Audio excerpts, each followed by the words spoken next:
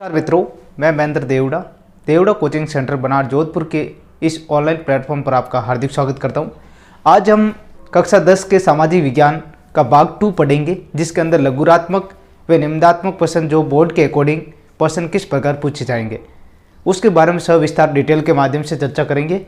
जो आने वाले बोर्ड एग्जाम के अंदर हमारे 60% सिलेबस है उनके अनुसार, और हमारा अंक है 5 नंबर का, यानी ये टॉपिक आपका 5 नंबर का है। इसके अंदर निम्नात्मक, लघुरात्मक और अति लघुरात्मक प्रश्न कैसे पूछे जाते हैं, जो इससे पूर्व वीडियो के अंदर हमने अति लघुरात्मक प्रश्नों के बारे में जिक्र किया था।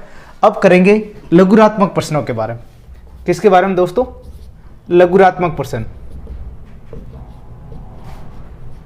लघुरात्मक प्रश्न।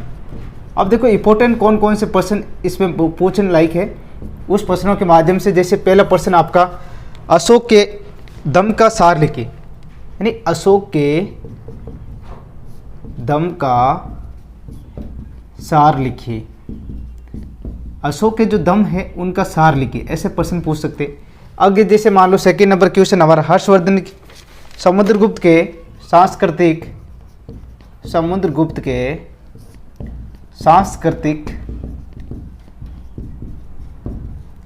उपलब्धियों का सांस्कृतिक योगदान को स्पष्ट कीजिए।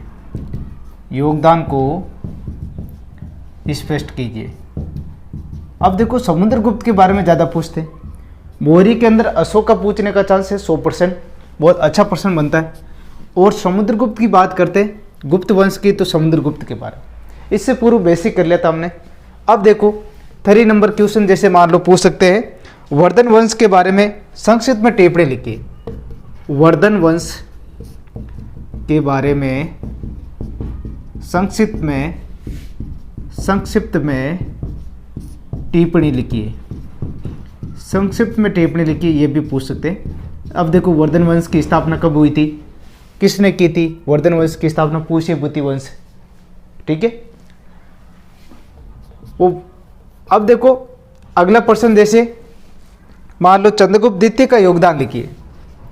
चंद्रगुप्त द्वितीय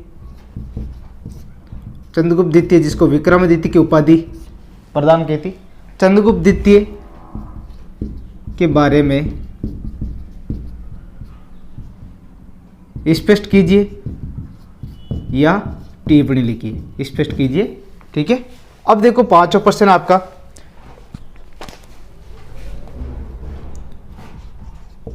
गुप्त युग व मौर्य साम्राज्य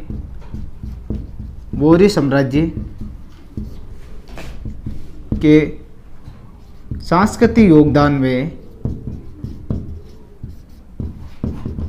योगदान को स्पष्ट कीजिए।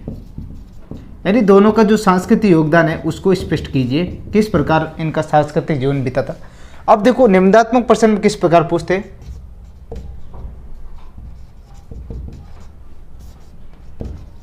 निम्नात्मक जो प्रश्न है उनके बारे में। जैसे पहला नंबर प्रश्न पूछते हैं कि मौर्यकालीन प्रशासन एवं समाज का वर्णन कीजिए। मौर्यकालीन प्रशासन एवं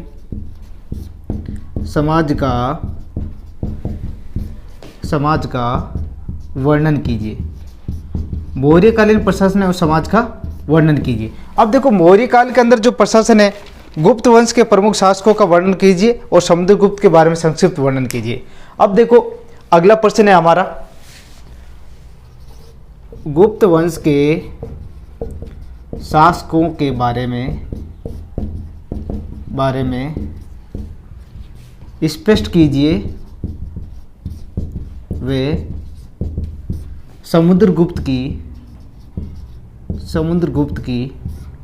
सांस्कृतिक उपलब्धियों का वर्णन कीजिए। अब देखो क्या होता है कि मौर्यकालीन एक तो प्रशासन के बारे में, उसके समाज का वर्णन करना। मौर्यकाल में अशोक के बारे में ज़्यादा पूछने का चांस है। अब जो जैसे चंद्रगुप्त के बारे में थोड़ा सा चांस है, लेकिन गुप्त शासकों के बारे में स्पष्ट करना है तो आपको गुप्त वंश की स्थापना के बारे में, गुप्त स्वत किसने चलाया था, चंद्रगुप्त द्वितीय, चंद्रगुप्त, कुमारगुप्त, जो भी है इसके बारे में एक को स्पष्ट करना आपको। और समुद्रगुप्त की जो सांस्कृतिक उपलब्धियाँ हैं, समुद्रगुप्त के इतिहास को जो बताया था आपने इस सिंह ने, ठीक है, स्मिथ ने क्या कहा था, भारत का जो नेपोलियन के रूप में समुद्रगुप्त को जाना था। इसके काल में सर्वाधिक कला का, साहित्य का, विज्ञान का आविष्कार हुआ था। ऐसे बहुत सारे जैसे वारामीर, आर्यभट्ट, इनके शासनकाल के अंदर निम्नलिखित ये उपाधियों के जो आविष्कारक थे। इस प्रकार हम इनका सांस्कृतिक उपलब्धियों का वर्णन कर सकते हैं, ठीक है। एक सबसे इम्पोर्टेंट, और अशोक का तो वैसे ही पूछना है, ये हर बार पूछते एग्जाम के अंदर, दम से क्या तात्पर्य है।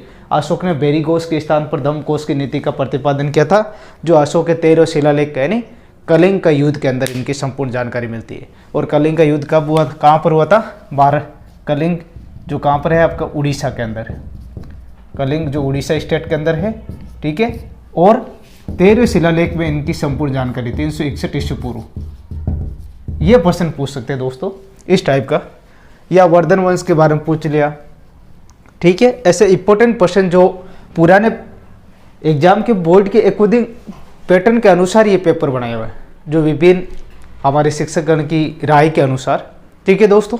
अगले जो सेकंड चैप्टर के साथ मिलेंगे। ये आपका 5 नंबर का चैप्टर है पूरा। अब 60% जो सिलेबस के आधार पर, जो सिलेबस आपके अकॉर्डिंग है बुक के अनुसार, जो फर्स्ट चैप्टर के अंदर टॉपिक, उनके अनुसार ये प्रश्न बैंक तैयार की गई है, ठीक है दोस्तों। मिलते हैं अगले वीडियो के अंदर, तब तक के लिए जय हिंद, जय भारत।